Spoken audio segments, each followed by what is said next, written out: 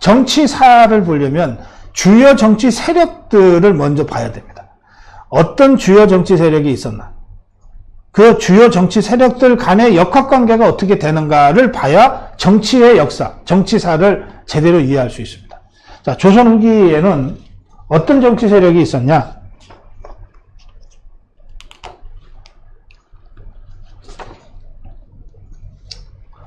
첫 번째 세력은요, 조선 후기에 실제로 실권을 잡고 있었던 세도 정치 세력입니다.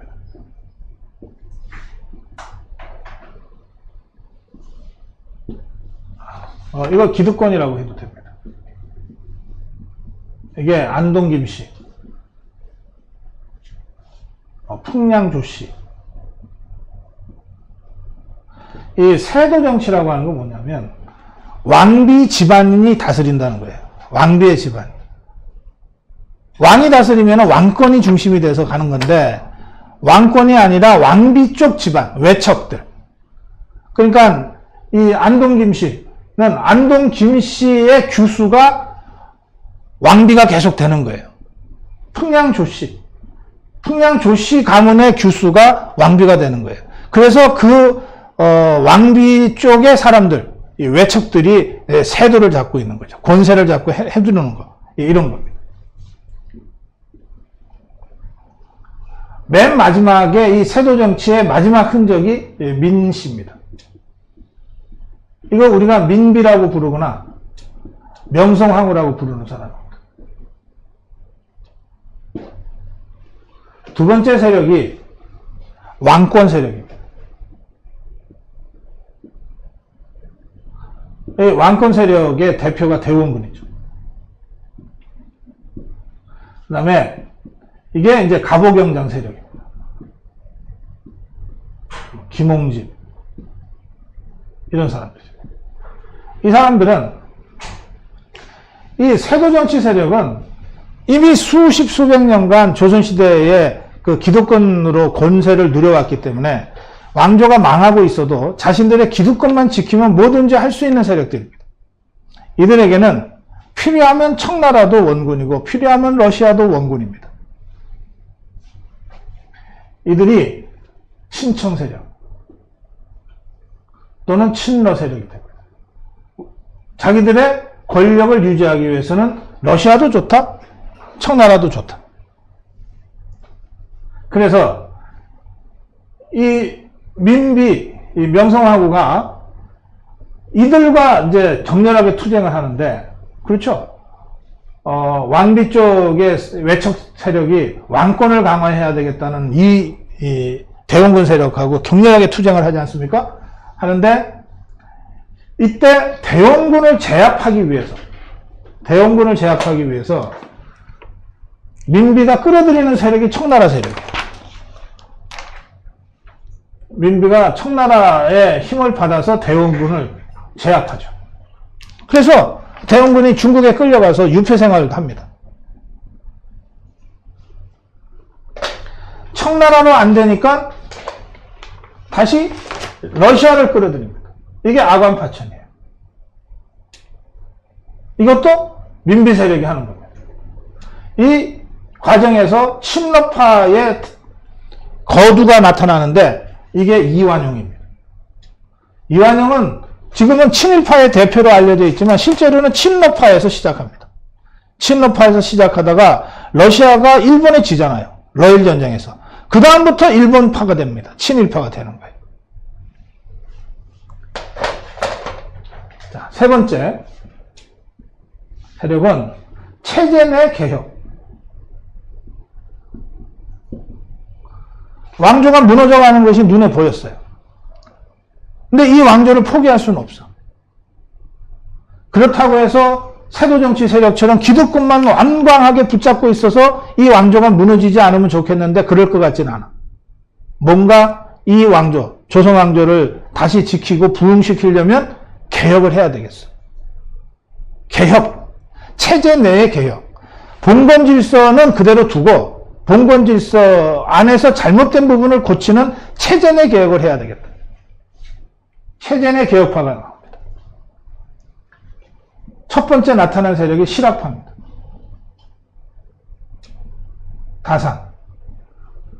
다산 정약용의 그 개혁 정치 구상을 보면 기존에 물론 다산 정약용이 뭐 천주교 신자였다 뭐 이런 얘기들 저런 얘기들이 있지만 그거는 개인 신앙의 문제고 다산 정약용의 주장은 혁명론이 아니라 개혁론입니다.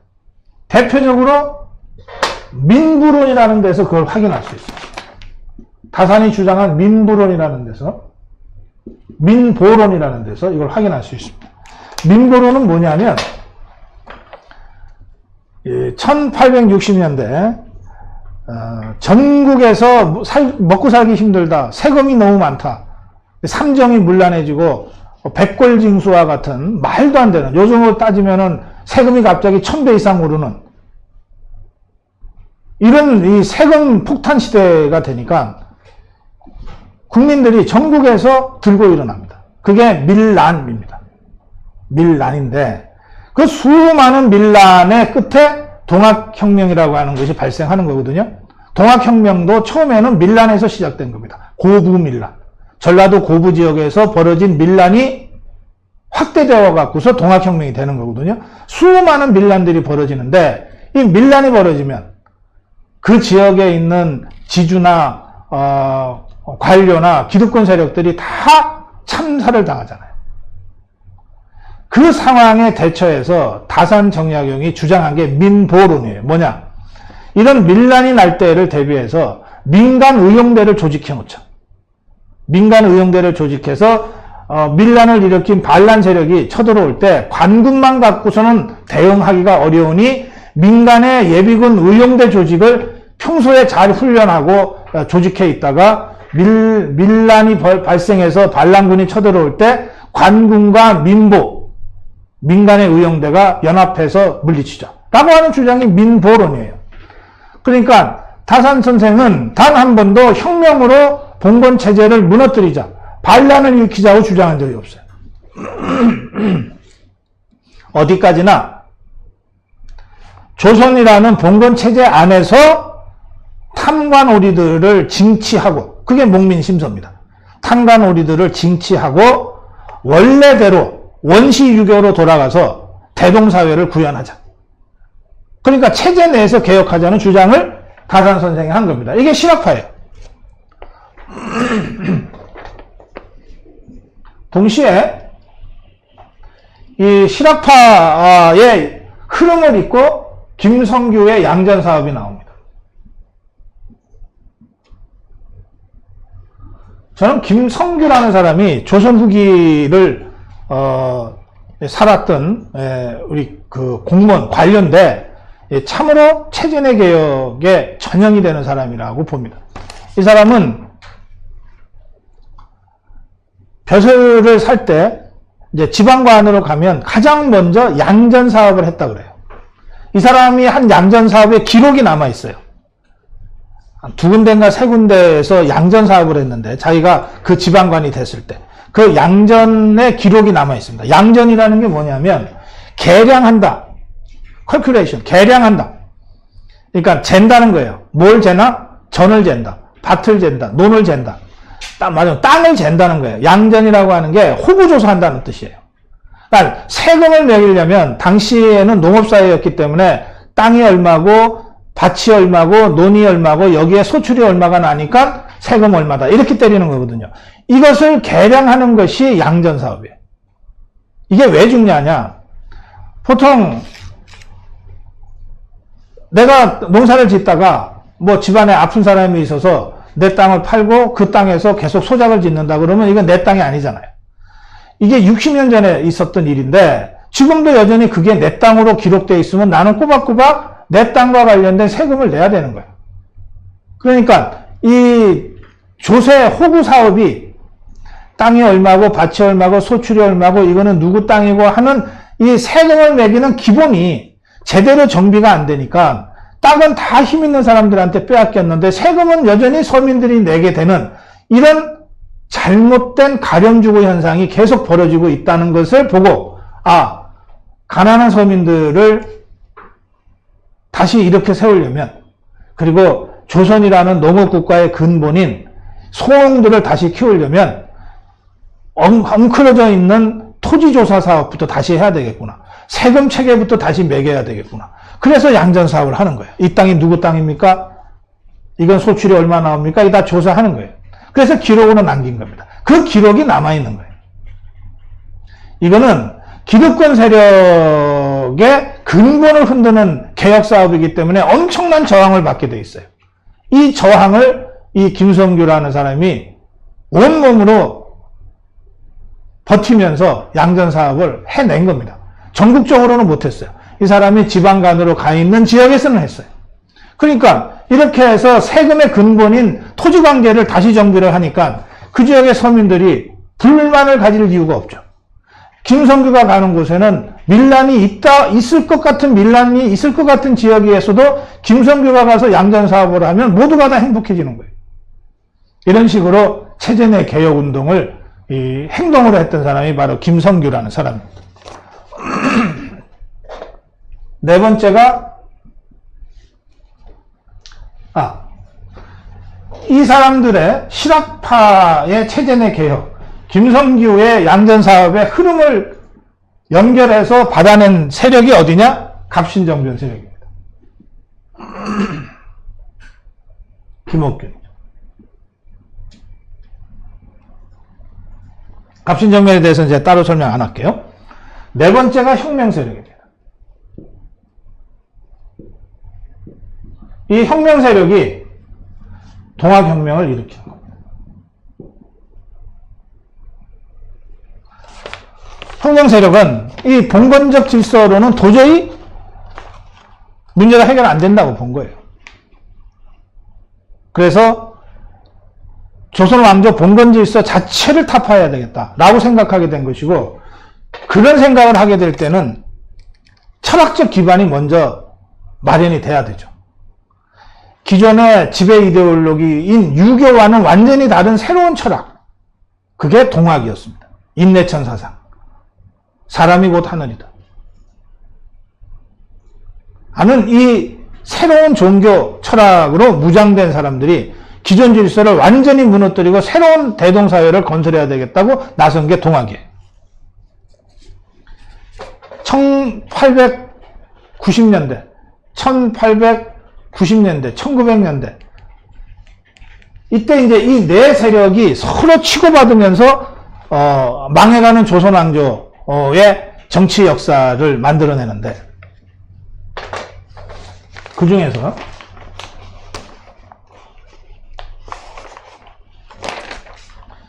이 김성규,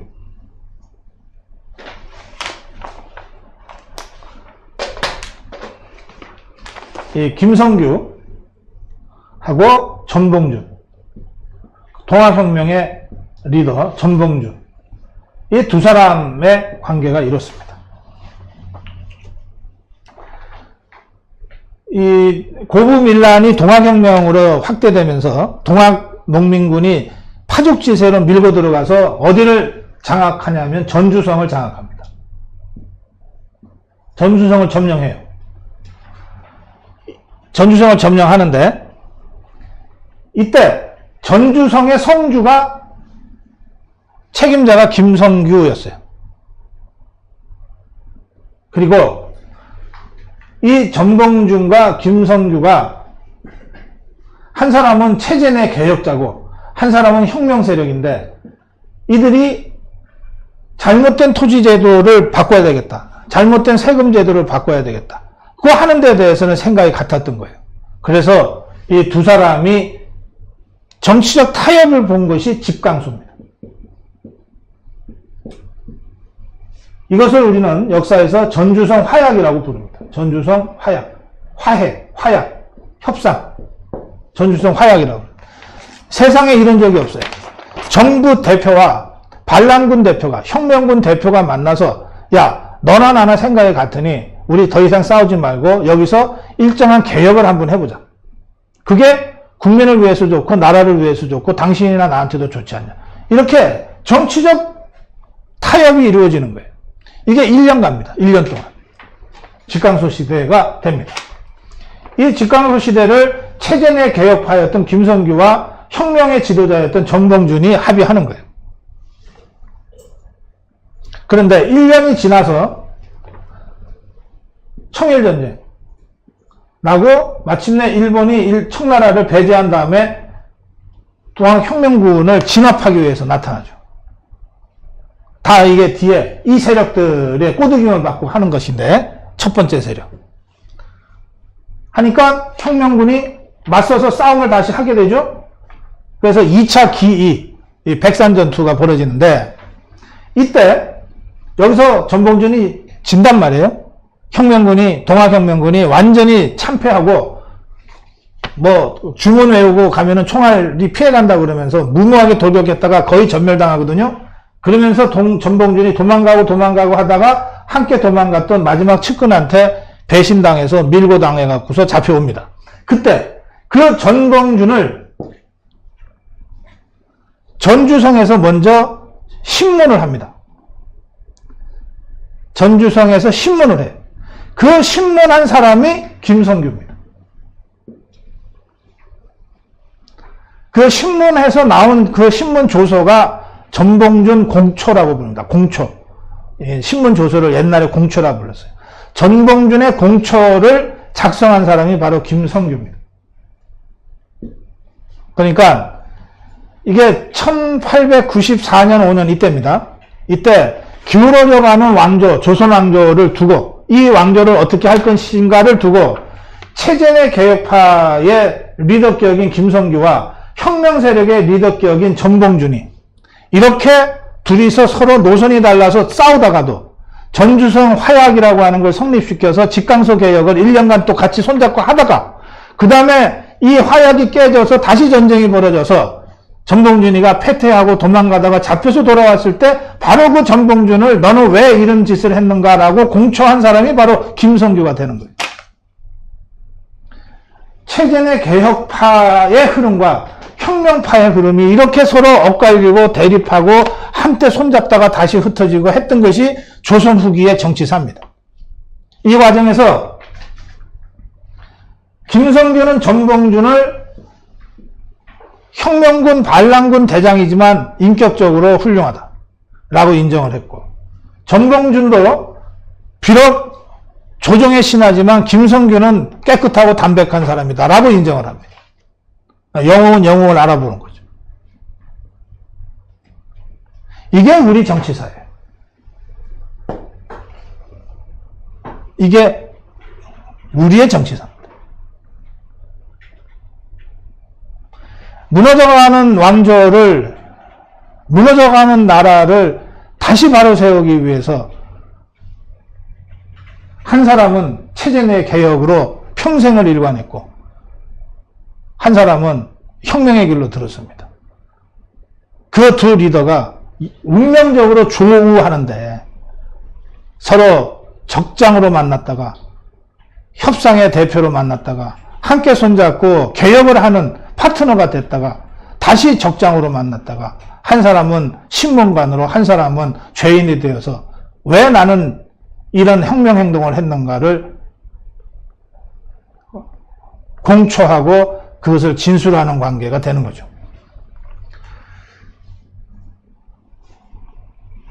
제가 오늘 여기까지만 말씀드릴 텐데요. 제가 이렇게 말씀드리는 문제의식은 이겁니다. 대한민국의 현대사가 결코 단선적으로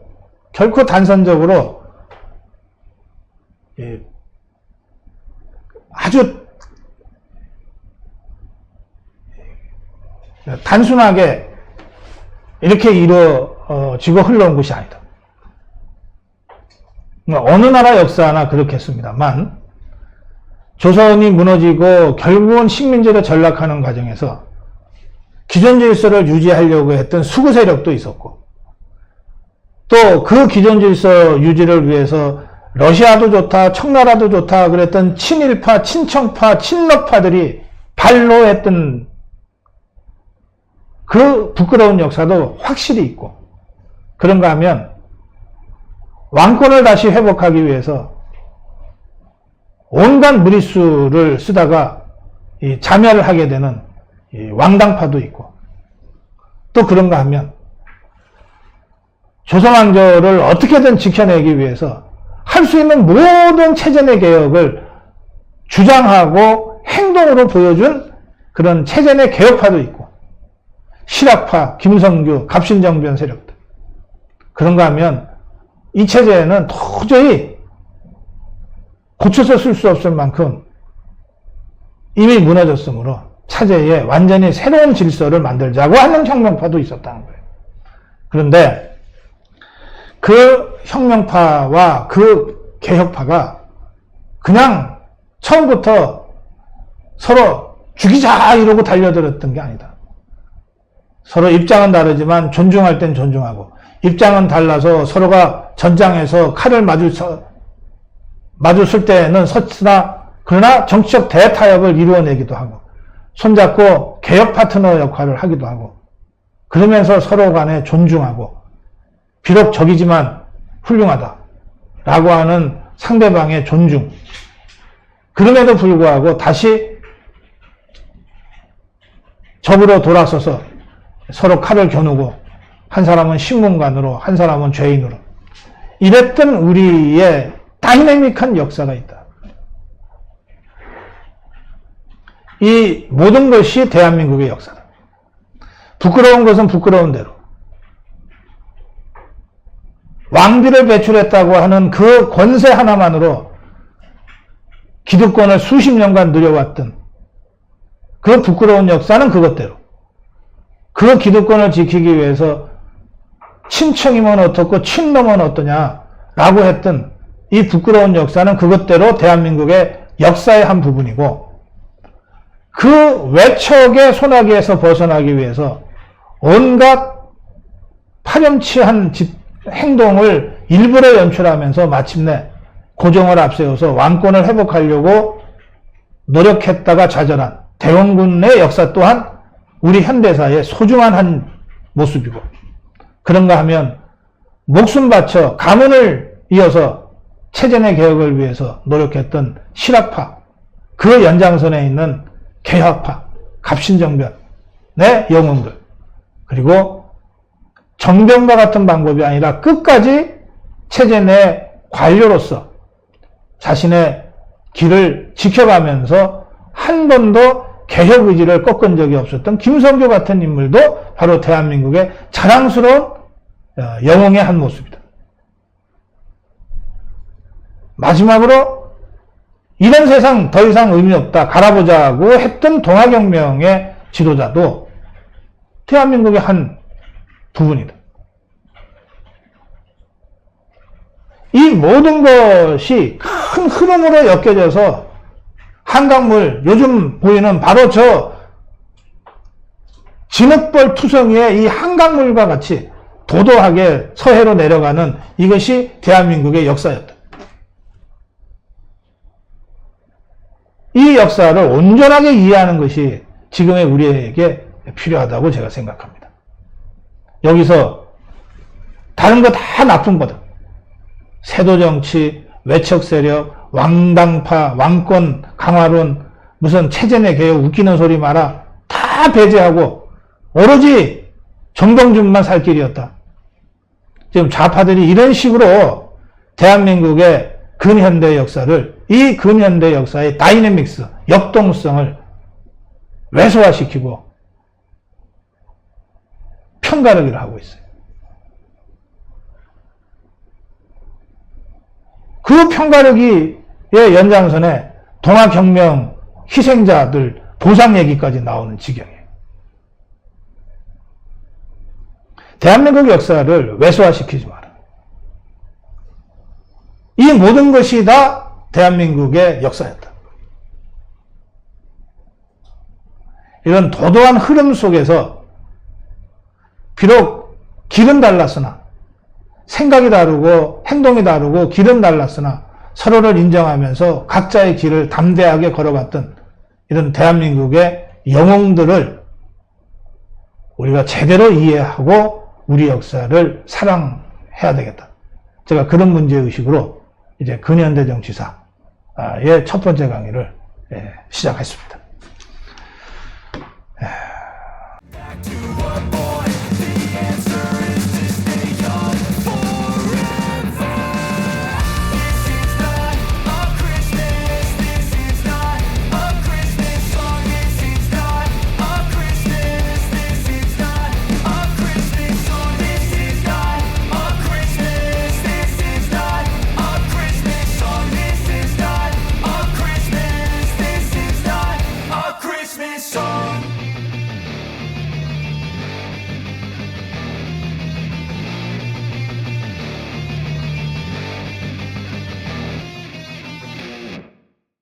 고성국TV는 자유우파의 유일 정론 방송입니다. 고성국TV는 윤석열 정권을 지켜내고 2024년 총선을 승리로 이끄는데 모든 힘을 다 쏟아부을 것입니다. 고성국TV가 어떠한 외압에도 흔들리지 않고 오로지 자유우파의 정론방송으로 나아갈 수 있도록 후원해 주십시오.